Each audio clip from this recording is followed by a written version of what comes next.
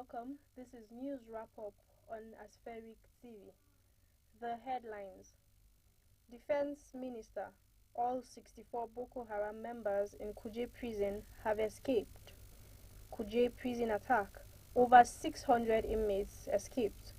President Buhari swears in 7 ministers.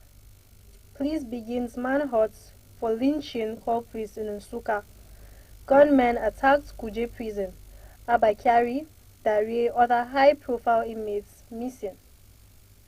OPEC Secretary General Barkindo dies hours after meeting Buhari.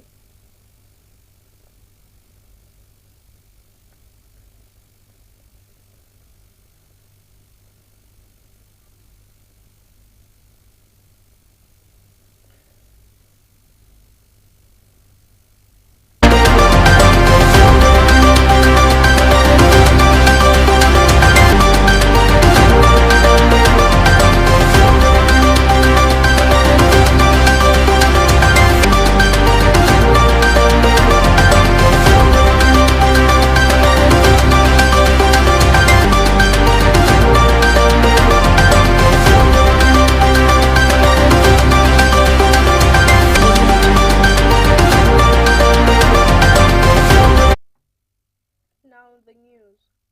The Minister of Defense, Bashir Magashi, on Wednesday reacted to the Kuje prison attack, saying all the 64 members of the Boko Haram terrorists fled the facility.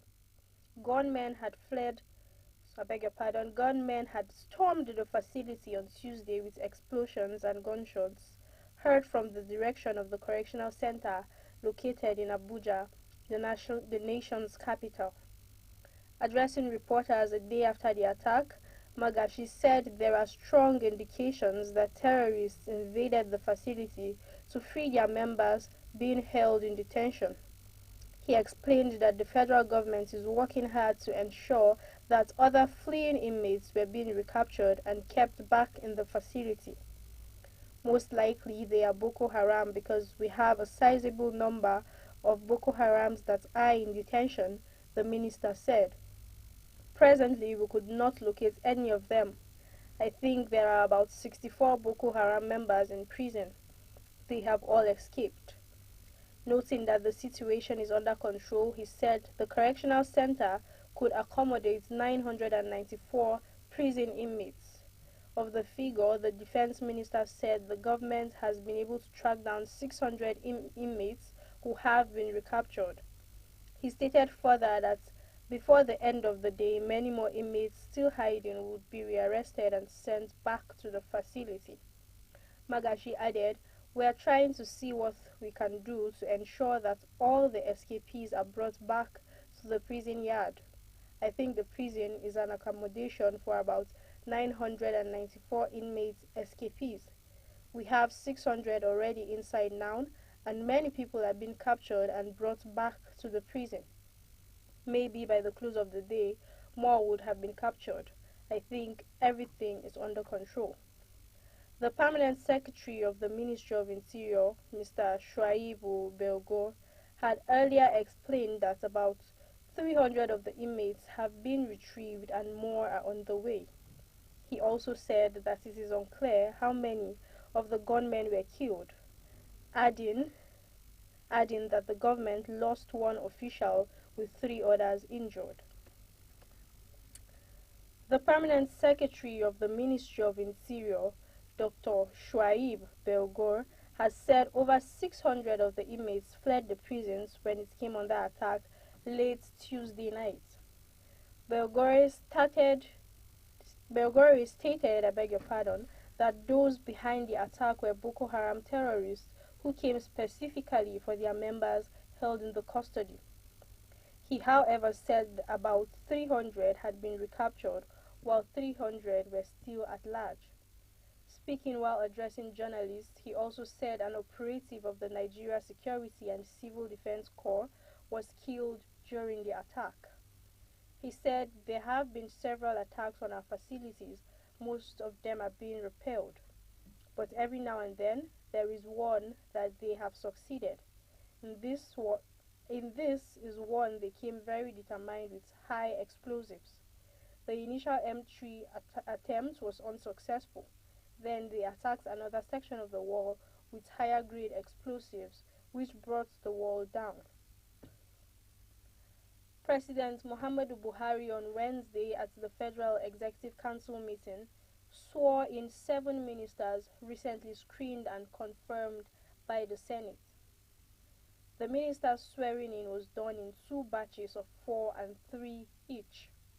The first batch sworn in are Henry Ikechukwu Iko, Abia State; Umana Okon Umana, Akwa Ibom State; Odum Odi, Rivers State; and Ademola Adewale Adegoroye, Ondo State. The second batch sworn in are Umar Ibrahim El Yakub, Kano State; Goodluck Nana Opia, Imo State; and Egu Maka Joseph Nkama, Ebonyi State.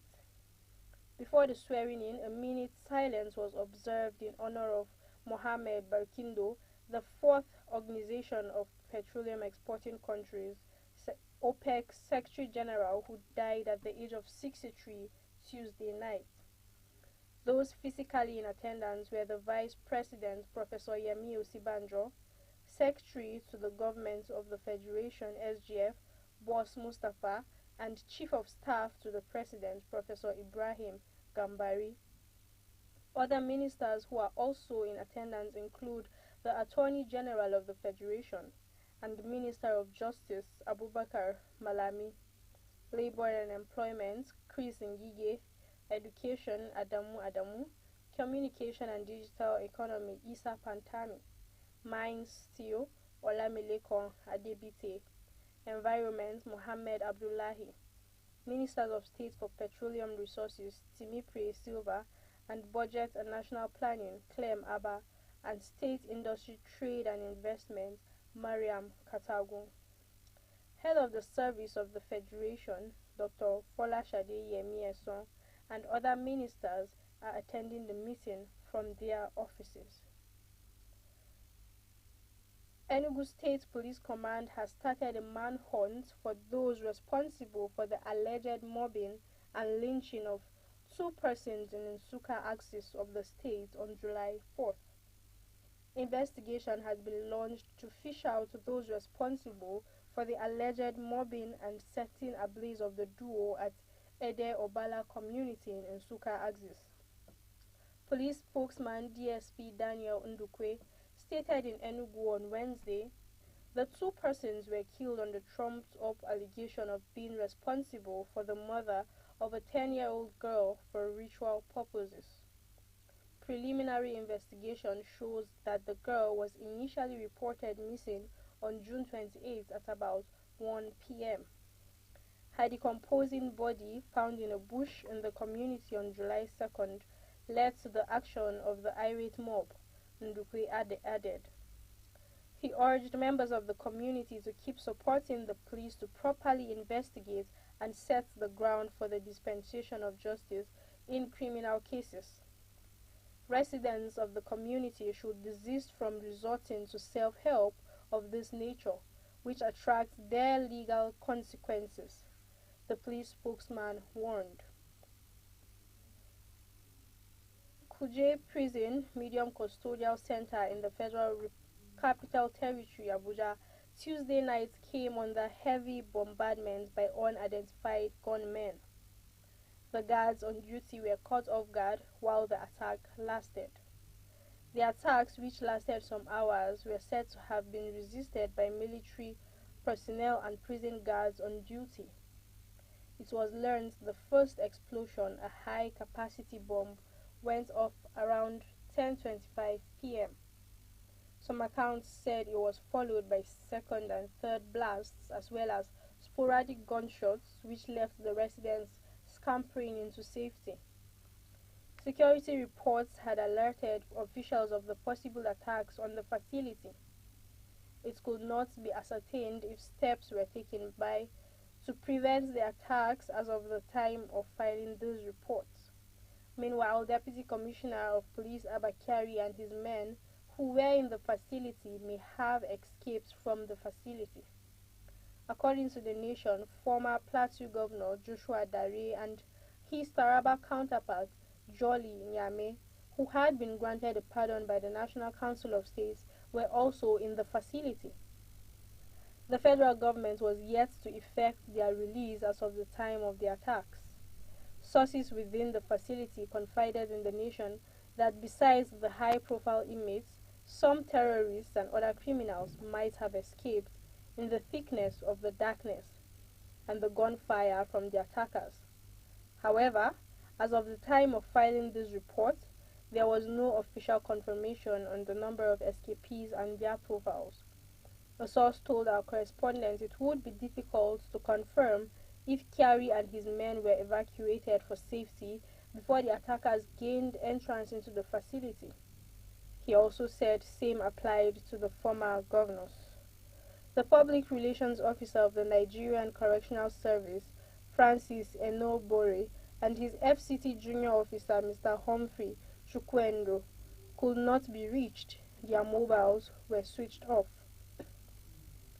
Secretary General of the Organization of Petroleum Exporting Countries, OPEC, Mohammed Sanusi Barkindo, is dead. He died Tuesday night at 63. According to Daily Trust, the group managing director of the Nigerian National Petroleum Company, NNPC Limited, Mele Kyari, announced Barkindo's death in a tweet in the early hours of Wednesday. Kyari said the former NNPC GMD died at about 11 p.m. on Tuesday, describing his demise as a great loss to his family. NNPC Nigeria, OPEC, and the global energy community. He wrote, "We lost our esteemed Dr. Mohammed Sanusi Barkindo. He died at about 11 p.m. yesterday, 5th July 2022. Certainly a great loss to his immediate family. The NNPC, our country Nigeria, the OPEC, and the global energy community. Burial arrangements will be announced shortly." Earlier on Tuesday, President Muhammadu Buhari had described the outgoing OPEC Secretary General as a worthy ambassador of Nigeria when he received him in a state house in Abuja. In a statement by his special advisor on media and publicity, Femi Adesina, the president said posterity would remember Barkindo kindly for making the nation and himself proud during his 6 years of meritorious service at the helm of affairs as the fourth OPEC Secretary General from Nigeria. The statement reads, "You have indeed been a worthy ambassador of our country. We are proud of your achievements before and during your appointment at OPEC and the proud legacies you will leave behind. Your time in charge of the affairs of OPEC have been a very challenging one for the global oil industry. All producers were finding it difficult to come together to address challenges that were crippling the oil market. Not long after, the world was faced with the COVID-19 pandemic that sent crude prices spiraling down at an alarming rate. You showed incredible leadership to rally industry players and pushed through the turbulent times." This have been the news. Thanks for watching. My name is Dabur Gift. Please do subscribe to our YouTube channel, Aspheric TV on YouTube. Please kindly follow us on all of our social media platforms as well. On Facebook, we are official Aspheric TV. On Twitter and Instagram, we are Asphericnews. Thanks for watching.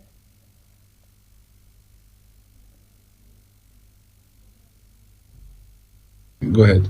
Yeah, we got it. Business news, sports news, politics, transportation, entertainment, environment, and all of it, go to Aspheric TV for those content. Was you correct?